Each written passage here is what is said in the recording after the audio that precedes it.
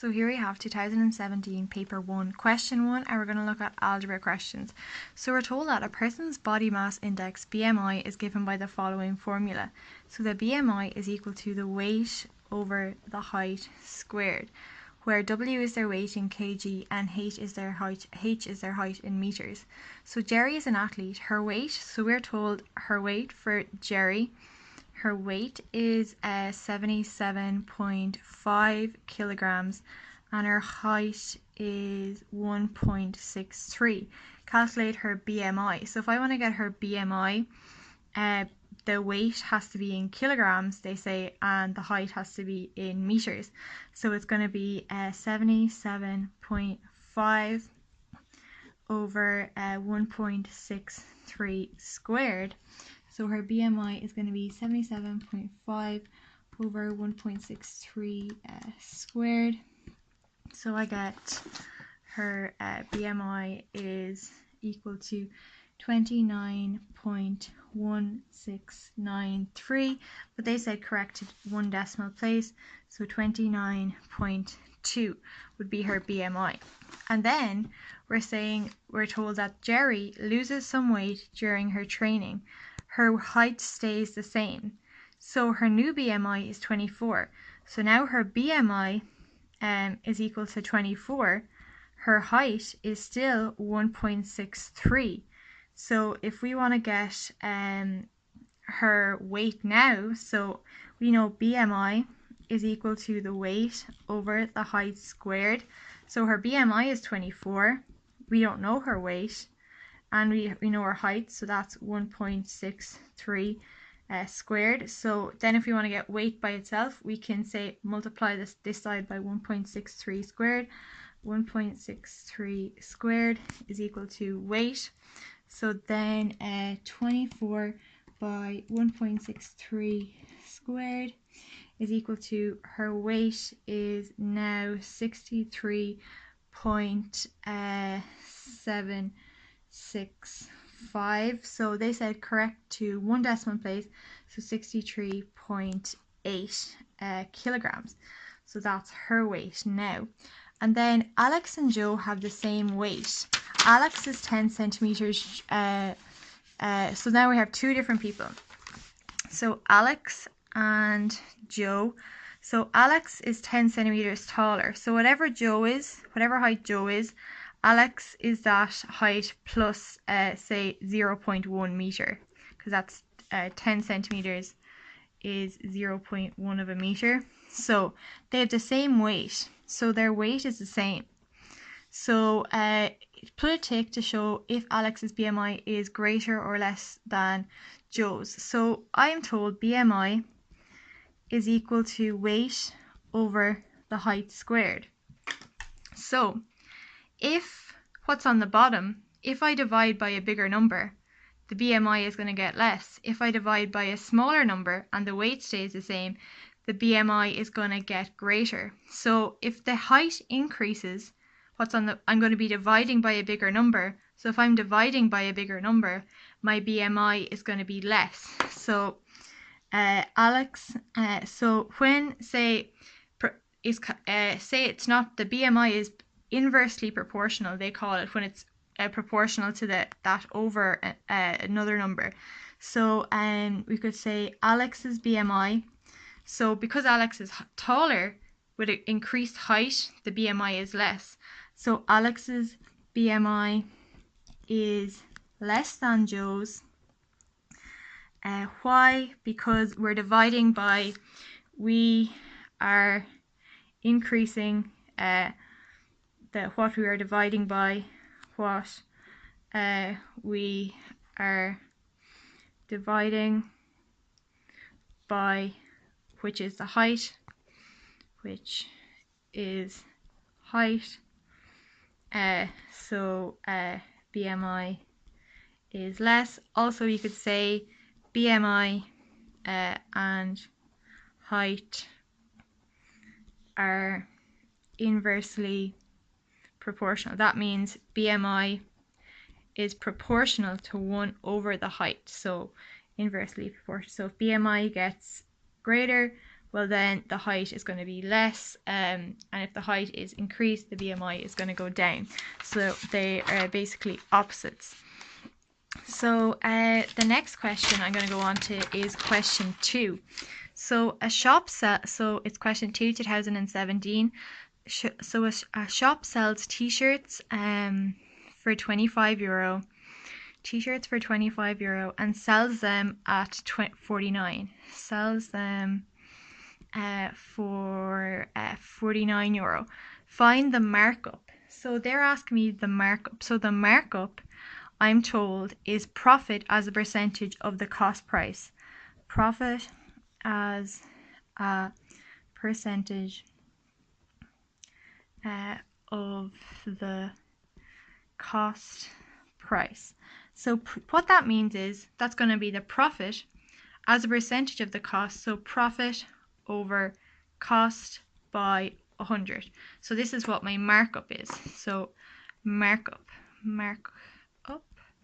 And then so a shop buys t-shirts for 25. So the cost of them is €25 and sells them for 49. So the profit is going to be 49 take 25. So 49 take 25. So 49 take 25 will give us €24. So the profit is 24 and the cost is 25. So that's a pretty good profit. So 24 over 25. So then by 100. So then we get 24 over 25, and then we get is equal to 96%. So that's the markup.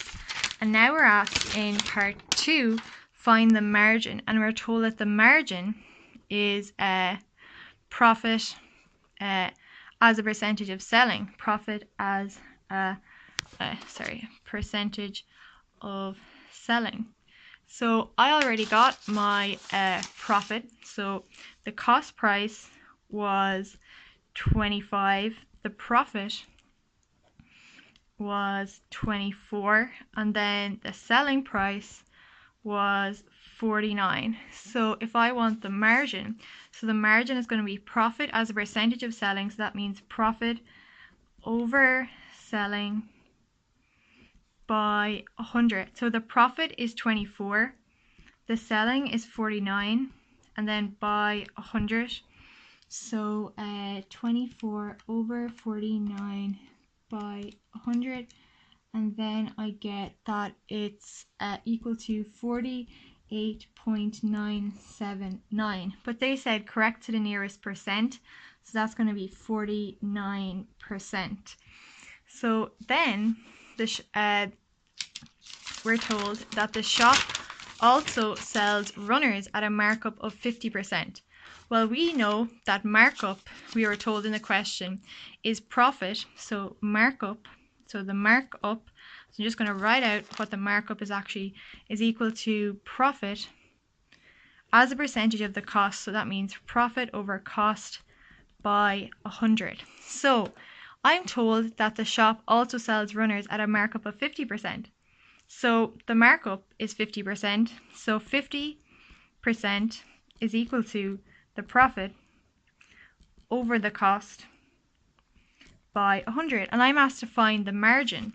So the margin for these runners, what we got from the previous, is profit as a percentage of the selling. So it's going to be profit over selling by 100. And I want to get the margin for these runners. So, well, say I so I'll go down from this. So say if I divide both sides by 100, just to get, so 0.5 to get rid of my decimal is equal to profit over cost. So say if I wanted to have one of them in terms of the other, say if I wanted, say if I let my, so for this one, I'm going to need the profit and the selling price. So say if I want to have everything, say in terms of the profit say if I want to have my profit in terms of my costs. So say if I multiply both sides, let's say 0.5 is equal to, I'll let P be my profit and C be my cost.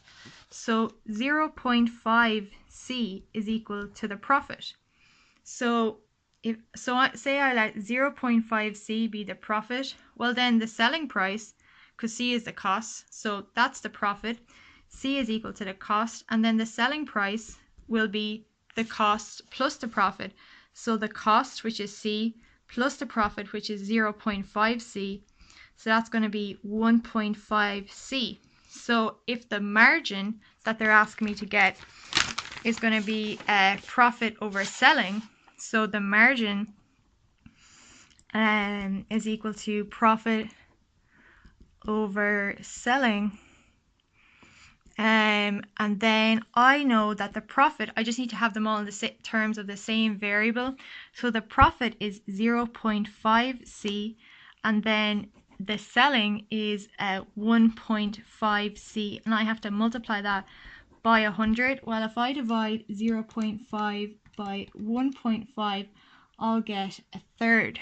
So I'll get, and then the C's will cancel. I'll get a third by 100. So I have to multiply this by 100 to get my margin.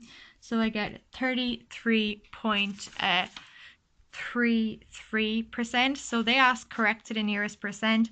So the margin is going to be 33% for that. So now I'm going to go on to question 3.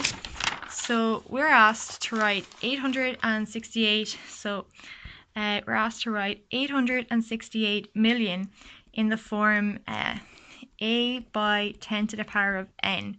So, and we're told where n is an element of z, that means n is an integer. So, and integers are positive whole numbers, and a is in between 1 and 10, and a is a real number. So a is an element of or means a is a real number. So I'm firstly going to write this out as a long number first. So 868 million means that with 6 zeros after it. So 1, 2, 3, 4, 5, 6. So if I want to write this in standard form, what I would do is, well, this is where my decimal point is now, but I'm going to have to move my decimal point in this way to write it in standard form. So I'm going to count how many jumps I bring my decimal point. 1, 2, 3, 4, 5, 6, 7, 8. So there was 8 jumps. So I have to write 8.68 by 10 to the power of 8 because I had to move my decimal point in 8 times. But so that's the way they wanted it. And then we're told, so part B is during the Apollo 11 mission, it took approximately 1.3 seconds for a radio signal to travel. So the time, it took 1.3 seconds for a radio signal to travel. So the distance was 380,000 kilometers. Find the average speed. So the speed in kilometers per minute. So if they want the speed in kilometers per minute, I'm going to have to divide the distance in kilometers by the time in minutes. So 1.3 seconds. So say 60 seconds. I have to put the time now in minutes, but I know that 60 seconds is equal to 1 minute. So if I want to get what 1 second is in regards to a minute, I can divide both sides by 60. So 1 second is 1 over 60 of a minute. And then 1.3 seconds is 1.3 over 60, because just multiply both of them by 1.3. So 1.3 seconds is 1.3 over 60. So then 1.3 seconds, so I might just leave it as a fraction. So 13 over 600, or I can write it as 0.0216. So that's how many minutes it took. So in order to get the time, I'm going to have to divide, in order to get the speed, I'm going to have to divide distance, which is 380,000 over the time. So that's say 0.0216. So when I do that, 380 divided by then I get, so where is the divided?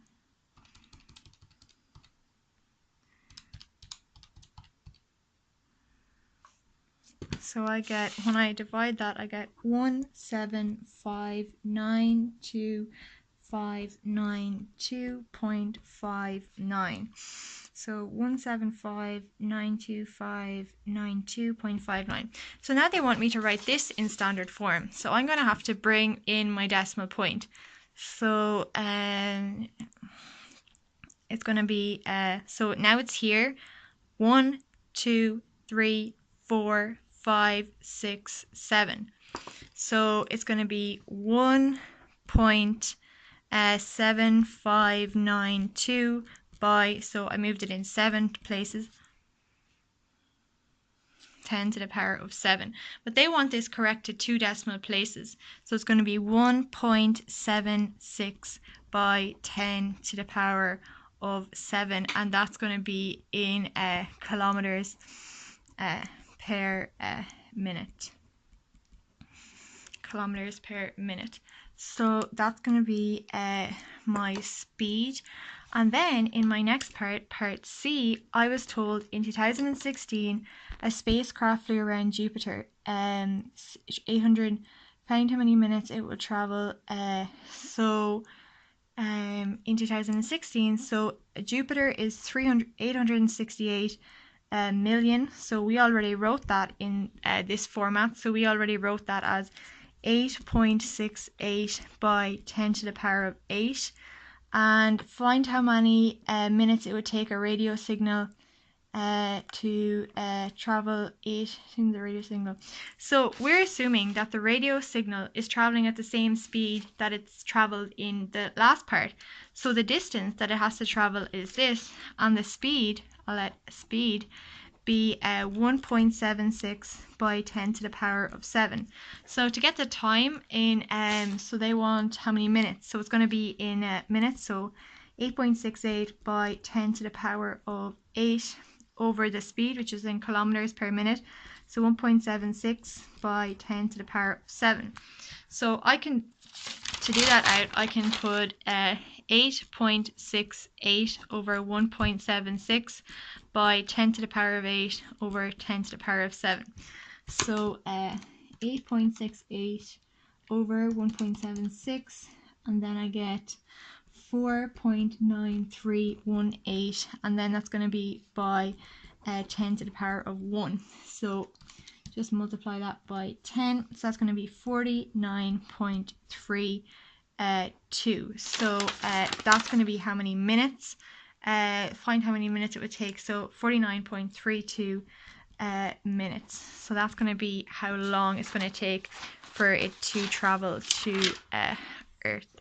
So the next part I'm going to do is question 4. So we're given so this is kind of like arithmetic on, say, currency. So we're told Fruitex and Juicy are two drinks. Fruitex and Juicy. A shop buys cartons of Juicy from the UK. So we're told the exchange rate is €1 is equal to 0.7241 sterling. The shop bought the Fruitex, so the Fruitex is costing us 380 sterling. Find the cost in euro. Well, what I would like to have is 1 sterling is equal to how much euro, and then I can multiply both sides by 380. So if I know that 0.7241 sterling is €1, well then I can divide both sides by 0.7241 to get how much 1 sterling is. So 1 sterling is going to be this many euro, 1 over 0.7241. But if I want to get 380 sterling, so I'd multiply both sides by 380. So 380 sterling is going to be 380 over 0.7241. So 380 over 0.7241.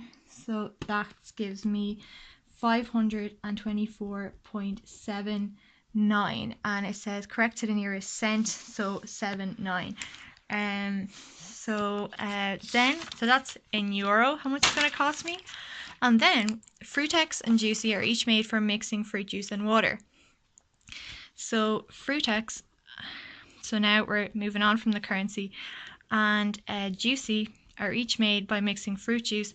In Fruitex, the ratio of fruit juice to water is 3:7. So for every, so the ratio of fruit juice, so if it's the ratio of fruit juice to water, fruit juice will be on this side, the first thing, fruit juice, and then to water. How many litres of fruit juice are in 20 litres of Fruitex?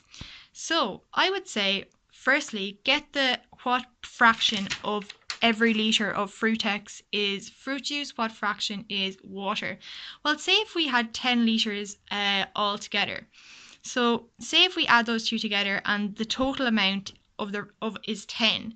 So say if you had 10 litres, add those two together, we have 10 litres. Well, 3 of them will be fruit juice and 7 out of 10 will be water. So 3/10 of everything is going to be fruit juice of any litre, and 7/10 of it is going to be water. So if I have 20 litres of Fruitex and I want to figure out how many litres of fruit juice, well, it's going to be 20 multiplied by 3/10. So 20 multiplied by 3/10, so 20 by 0.3, and I get is equal to 6 litres of fruit juice is going to be in that.